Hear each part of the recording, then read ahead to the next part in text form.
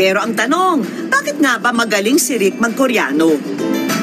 Kwento ni Rick, bata pa lang siya, laman na siya ng kalsada. Ang ama niya raw kasi, dating jeepney operator. 19, nagsimula na po ako magtrabaho. Nag-aral po ako mag-practice mag-drive ng jeep.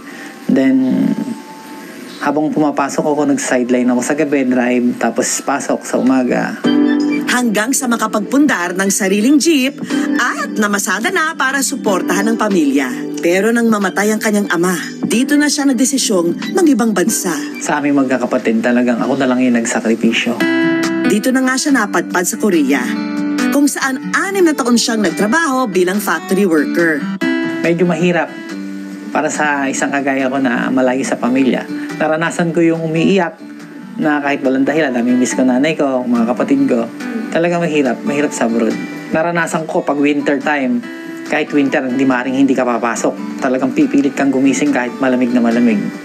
Sa labas ka magtatrabaho. Pero ang pinakamalaking hamong hinarap daw niya sa Korea, ang language barrier. Naranasan ko yung sinisigawan ako, talagang tumutululuha ako. Kasi di nga ako marunong mag-Korean. Yung mga magagaling mag-Korean, tinaasan na sila ng tinaasan ng sahod. Dito na siya nagdesisyong mag-aral ng Korean language. Sa hirap ng araw ng lengguwahe, inabot siya ng 3 taon bago makasabay sa mga Koreanong kasamahan. Talagang nagsakripisyo ko, nanonood ako ng TV, morning, Sunday, maghapon yon. Pero talagang doon ako natuto pang batang TV, news, Korean drama. Yan ang nakatulong sa akin. Kapag napakinig ko siya, parang hindi ko yata nag-get yun. Buklat ako ng dictionary, tinitingnan ko. Tapos lista, ganun. At di nagtagal, sumakses na siyang mag-Korean. Pati ang Koreanong boss niya, natuwa sa kanya. Nung natuto na ako, yun naman, doon naman nila ako na-appreciate. Lahat ng iniutos, nagagawa ko.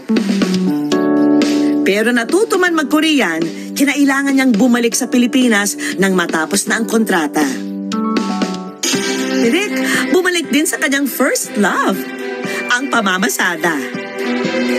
Pati na nga buhay pag-ibig niya, nakalarga na nang ipakilala sa kanya ng isang kaibigan ang babaeng sumakay sa lahat ng trip niya.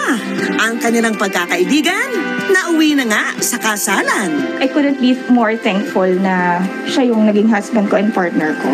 So in all aspects as a partner, as a father, wala kasi ako masasabi sa kanya. He's always been a good provider eh. Samantala, makalipas ang 3 taon, sina Rick at Sungha may surprise reunion. Okay, Kuya, anong